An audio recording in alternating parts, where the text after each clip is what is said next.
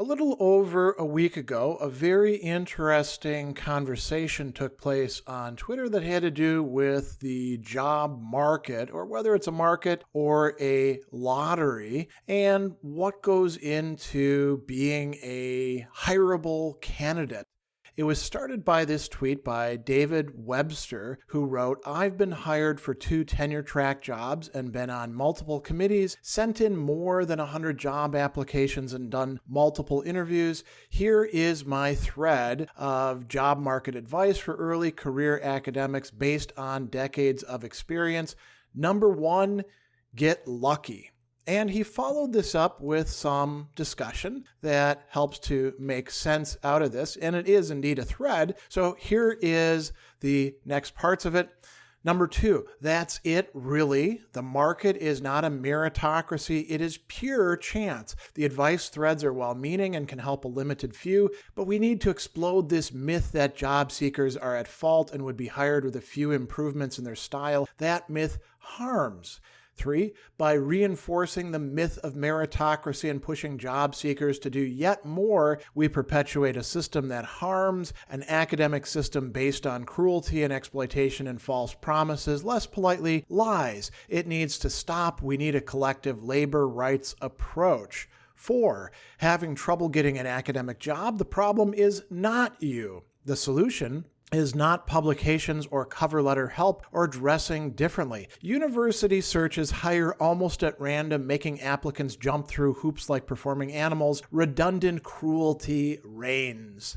5, I guess a few things can help if you want to be one of the lucky few. Take anti-anxiety meds. Be willing to destroy your personal life and relationships that could sustain you. Pretend you are all mind with your body's only job being to carry your brain around. 6, people congratulate me for having some academic success, but I have a job through luck.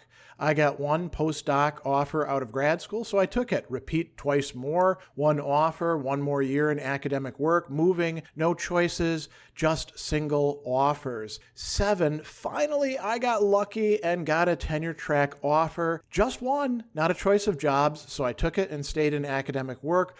Always 1 offer away from leaving. I have a great academic job now. I am privileged and lucky, but that's the point. It's all luck, not a meritocracy. He went on in a number of additional follow-ups. Number 8, none of this is meant to deny the very real kindness of people who write job advice threads or serve on hiring committees, just that the problem is systemic. It's not you. You are not the problem. A little more follow-up, quoting some other tweets. Lots of people saying it better. There is lots of individual kindness out there, of course. Also a key point, apologies for not saying this as well. I was also lucky to be a white guy through most of this, and I should have added that. And then finally, also crucial, and yes, I am most of those things. A few people in the replies posting that it is now harder for white men to be hired. Don't believe it. Marginalized people are still marginalized. And so this is quite a lot of information and argument and points being made. Rather sophisticated position, I would say. Let's look now at some of the replies, which sort out into a number of different genres. So here is some of the first ones.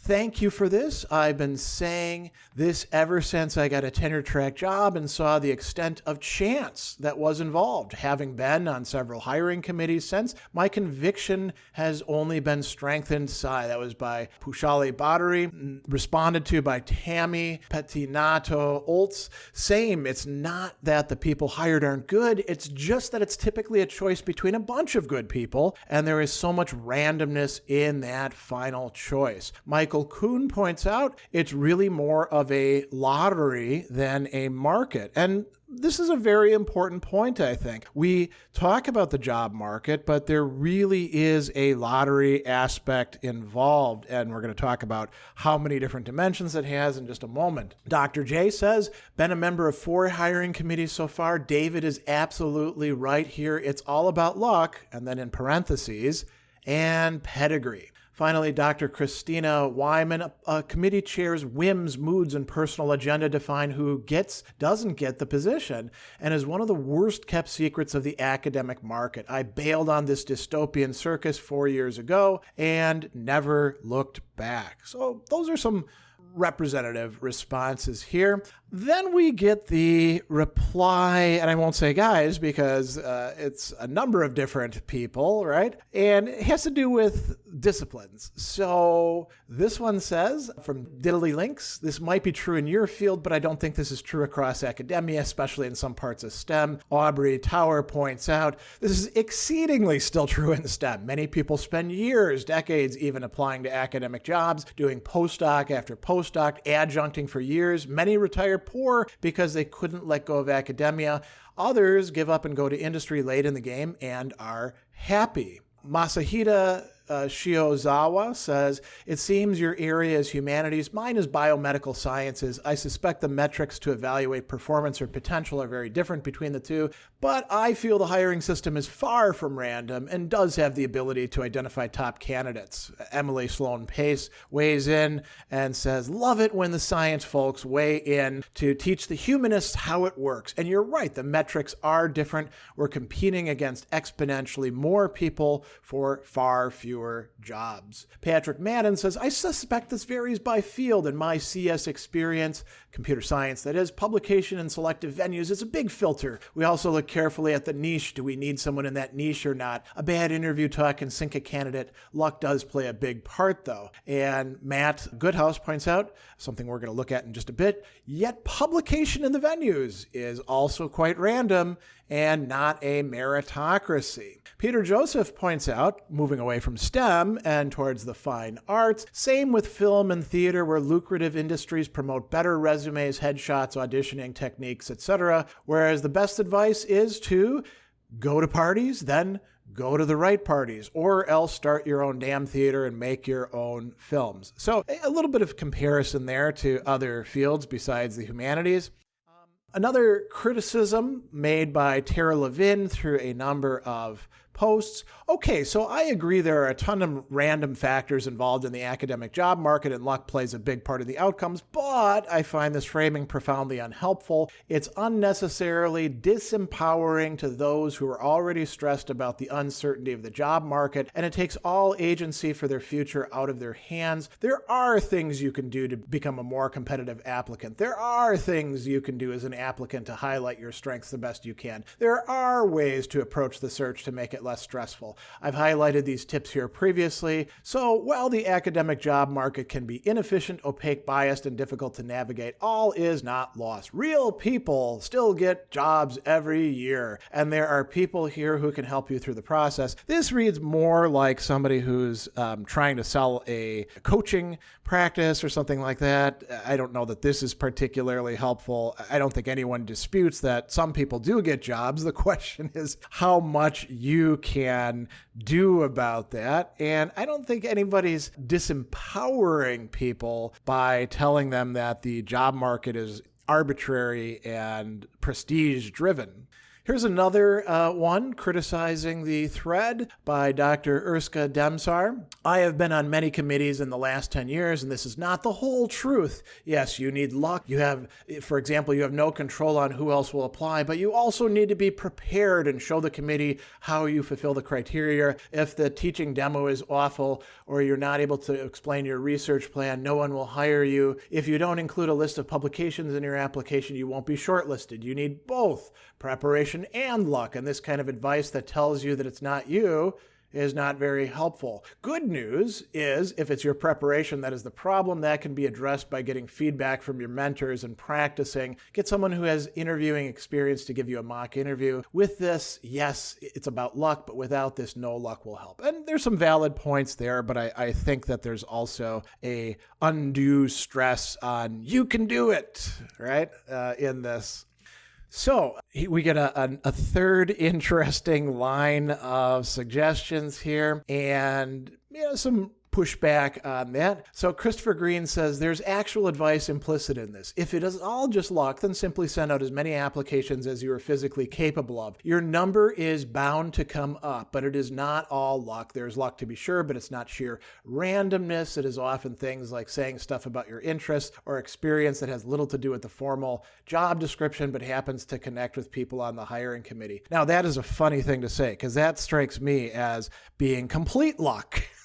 That the things that you randomly say happen to connect up with the committee. Heather Krasna says, I'm a career services professional who's advised more than 9,000 job seekers and advised hundreds of employers on recruiting strategy. You made your own luck by applying to 100 positions and not 10, by taking the jobs, by preparing for interviews. It's not random. And blah, blah, blah retorts, in what academic field are there 100 open tenure track positions in a given year? So, this is a good response to somebody who's working perhaps in a different industry and doesn't understand the academic job market. Daniel S. Hellman says, I'll add a corollary since it's based on luck applied to 100 plus positions or 400. Don't hate me. Yes, that's a huge amount of work. Submitting more increases a person's odds of landing one and respects the conditions of the job market. And then Eldritch NB, Draco Dyke points out, when every academic faculty application requires 4 to 12 hours of unpaid labor, when one is applying for non-academic jobs, yes, you can just push a goddamn button on LinkedIn 100 times and blow a day. But academic applications require letters, syllabi, statements, and student evaluations. Get a grip. And I think that's a very good response. I think a lot of the people who say, oh, just do more, don't understand the amount of work involved in academic applications. Here's a very interesting response that goes back to the initial thread and kind of addresses these, just do more, just do more. It is from La Habitación Critique. To me, the most shocking feature I've seen in most academics is the almost religious belief in heroic individualism where any personal consequences are justified if they lead to academic success. Academia mental health issues is no surprise considering the ideology sustaining it. J.C. Bagels follows up saying, as a faculty union president, I have spent years trying to deprogram my colleagues, most with ostensible tenure protections, from exactly this kind of self-induced stress and suffering. Everybody's a straight A student, always has their hand up, can't say no. Moving on, we have some initial discussions about the chance or luck part. So Joseph Steeb says, I want to push back on this a bit. It's pure chance. It's hugely up to chance. But I also had a book with a top press and 3 articles when I finally landed a job. Having those pubs put me in a tier of applicants where I still needed the stars to align, but it wasn't pure chance. And Andal Narayan says, I don't think the original poster is right about that either. And a generation ago, nobody needed credentials like that to get a first tenure track offer.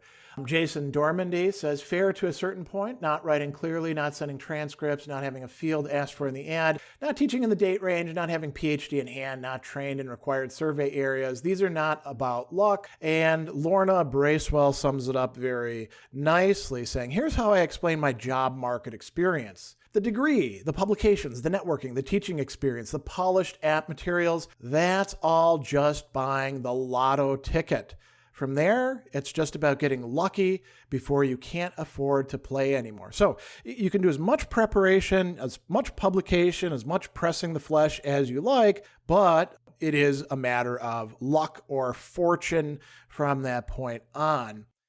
Then we have some people, following up and digging into this preparation, contacts things. So Dr. Avery Everhart says, I do think it's a lottery, but a lottery among the exceptionally qualified, to paraphrase Thomas Biller to explain this to me. And unfortunately, a big piece of the exceptionally part is where you are coming from, whether that's your PhD institution or current job. And this is completely correct. Pedigree and where you're teaching opens the doors for you if you're from an elite school in ways that it doesn't if you're from somewhere else.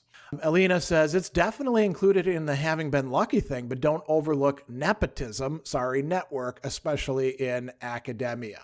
Very true. Gautam Menon says it's important to remember this point, and it's not made enough when we counsel advise applicants in most cases who makes it. Assuming the system isn't outright rigged in favor of someone is really a matter of luck. It's not a meritocracy. Yes, and many of the positions that you apply for, you can't be sure while you're applying that they don't already have a candidate in mind, that the fix isn't already in. Flor Yanelli says, luck plays, of course, a huge role, but let's not forget that who gets lucky highly depends on the people deciding so. This is why diverse selection panels are so important. It's not just a matter of representation, but also of reducing bias, a point that the original poster made. Going on, Arsalan Khan says, agree with all of this except that the system selects randomly. Mostly they select from institutions deemed prestigious, but even then luck plays a big role. Melanated Scholar following up on this, yep, and sometimes you got to get real shiny. MIT made me glitter in the eyes of academia. Well, if MIT likes her, we should too. Right. And then Dr. Bradley Summer says, the other thing I would add is have an Ivy League degree, although that usually implies a certain amount of luck too, mostly in the form of having rich parents and or being legacy. So yeah, luck and Ivy League. And these three are pointing out that prestige is indeed another factor, an arbitrary factor, and often itself does depend on luck. If we go on to the next three, feed me scanlines, right on the money, lucky to be born in a place and time, be born to certain parents, lucky to meet certain people during your life, lucky you were in the right place at the right time. Everybody works hard, not everybody gets lucky. Scott Cunningham says, tell parents to be lucky when they were growing up. We often underrate the importance of where you're coming from.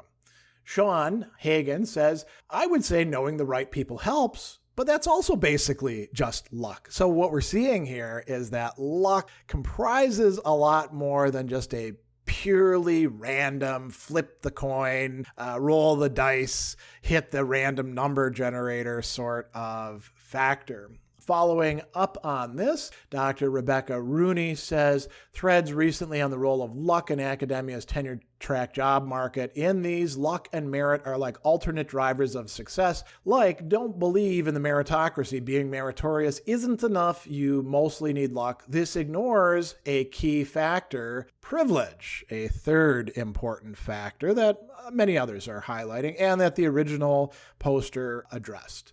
Marina, the hydrologist, many professors who made it think they know what it takes, but it's just survivor bias. For every one of them that made it with those tricks, there are 100 who didn't. Racism and sexism are real barriers to getting an academic job that are never acknowledged, even in this thread. Of course, he did acknowledge it in the thread, but it's quite true.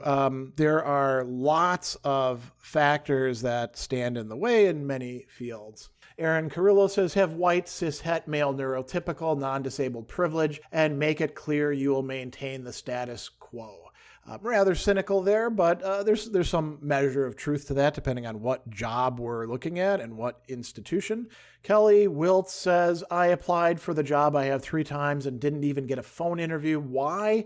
Because senior faculty in the department had a narrow view of what they wanted. We're trying to hire Research 1 folks for a regional teaching university and kept hiring people who didn't care about teaching. A very, very common hiring mistake that gets made, and I've seen it happen myself in place after place after place. Those Research 1 folks don't stick around, quite frankly. And then Kelly follows up saying racist and sexist faculty won't hire anyone who does EDI work for fear of being called on their behavior. To anyone on the market right now, your rejection has little to do with your qualifications and everything to do with the senior faculty who should have retired decades ago. And I think that there is a very important point to that. Because of the financial crisis that started in the early aughts, a lot of older faculty who should have retired didn't retire, and their positions, just got held on to. Many of them hanging on for another decade and controlling the hiring decisions. Here's the last one, and I think this is an important point as well. I've seen this happen to many colleagues. Carla Karen says, this is so real. My sister spent 16 years as a visiting professor, then adjunct because she married a colleague. At least she had health insurance as a faculty spouse, but despite her scholarship, teaching in service for years, she was never considered when they had tenure track openings.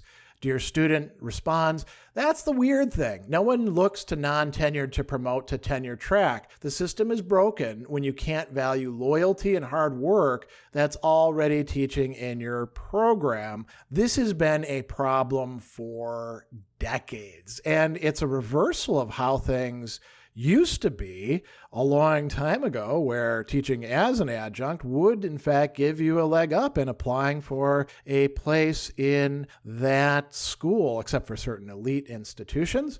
So that's a very important consideration as well. So a lot to say about this, and I think it's great that people are engaged in open discussion about these matters. A lot of people in academia, or who leave academia, suffer considerably because they think that the problem is with them, when really it's a chance-driven and largely unfair system. If it ever was a meritocracy, it isn't anymore, and this is perhaps even more the case at elite schools, where you just look at the people that are there. Many of them are very smart. A lot of them are just placeholders, but happen to ticked off the right boxes for hiring committees. And I don't think that its talent pool is different at elite universities than it is at most other places. So we have a lot of very interesting points to consider in this Twitter conversation.